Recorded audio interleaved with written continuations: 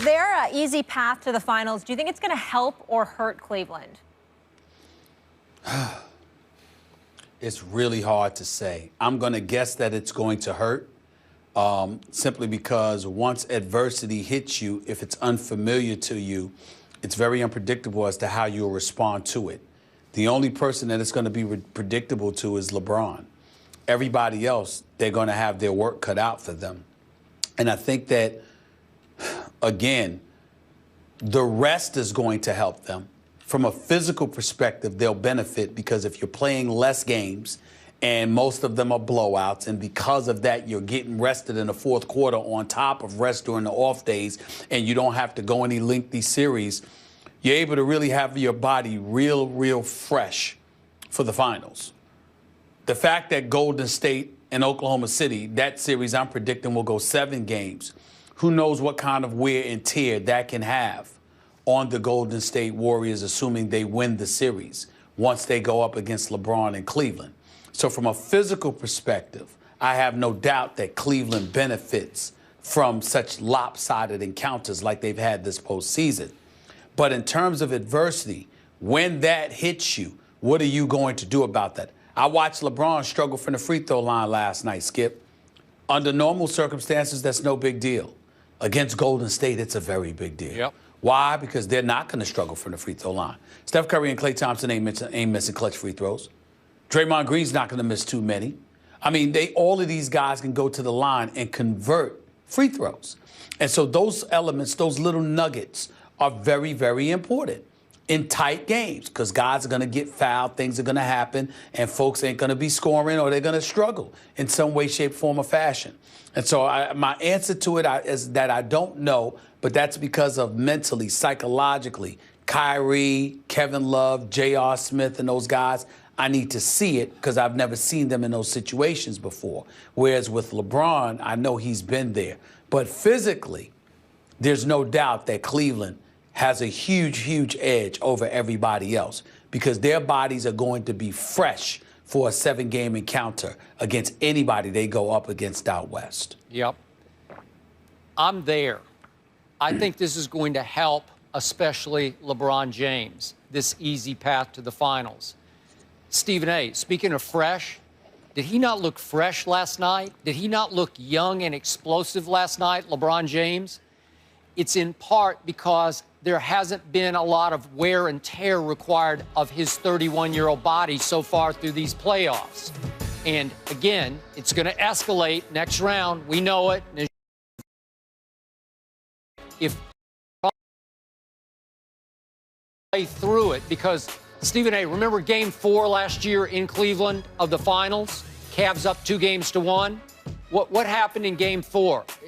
As you told me the next day, LeBron just looked like he ran out of gas, both physically and mentally. It had just been a long, hard grind. Obviously, he didn't have Kevin Love, and then he lost Kyrie in overtime of Game 1 of the finals.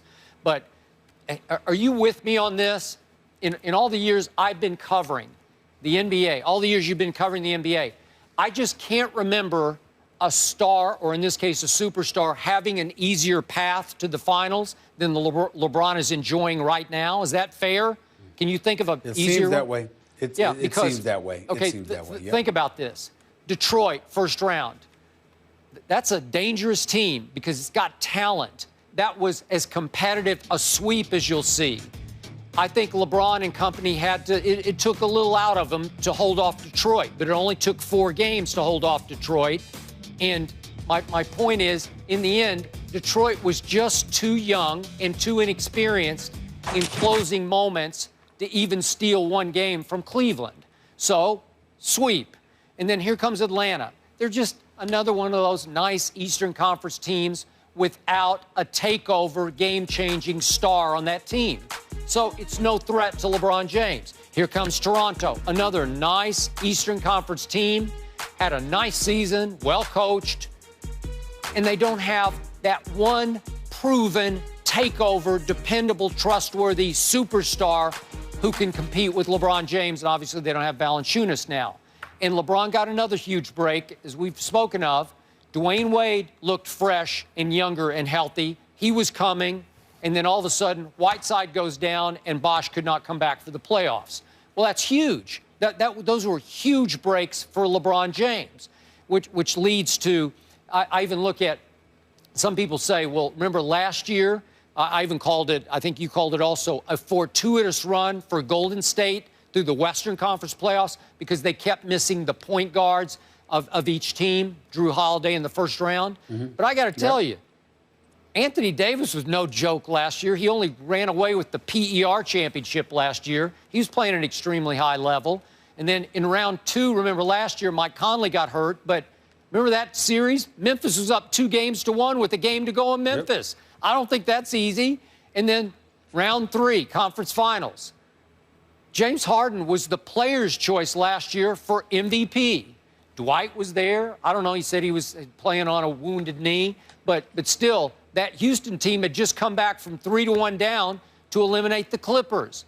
I don't think they were any joke. So even though there was no Patrick Beverly in the finals, that's not changing life for the Houston Rockets because they still had James Harden.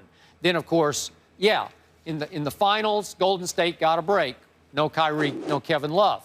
I think they want to rectify that this time and prove that they can win the finals with those two guys playing at a very high level and very healthy. But to me, this is such an easy path for LeBron James, and I think it will greatly benefit LeBron, give him the best chance possible to play either Golden State or Oklahoma City in the finals. Well, it gives him the best chance. The point is that LeBron's a workout warrior.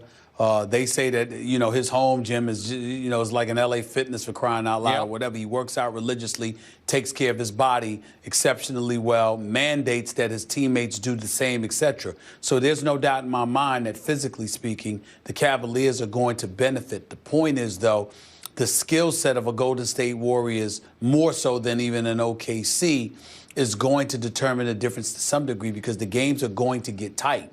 And when they get tight, because it's foreign to you, how are you going to respond to that level of adversity?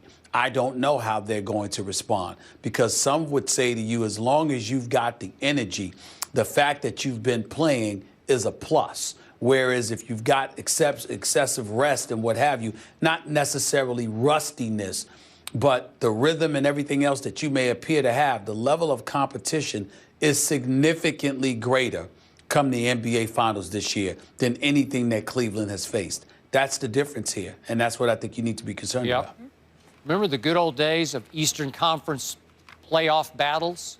Remember the Knicks and the Pistons and the Bulls? I remember it. It's long gone. Long gone. Wow. A little bit of a sore subject for him, too, right? Yeah. So if the Cavs sweep, they now have 9 days off before Game 1 of the Finals. That'll be nice. And congrats to LeBron. He passed Shaq for 4th all-time on the playoff scoring list. That happened last night.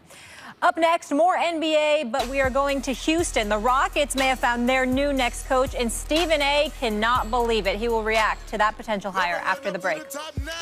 I'm on a new level. I'm on it. I'm on it. I'm on a new level. I'm on it. I'm on it. I'm on a new level. I'm on it. I'm on it.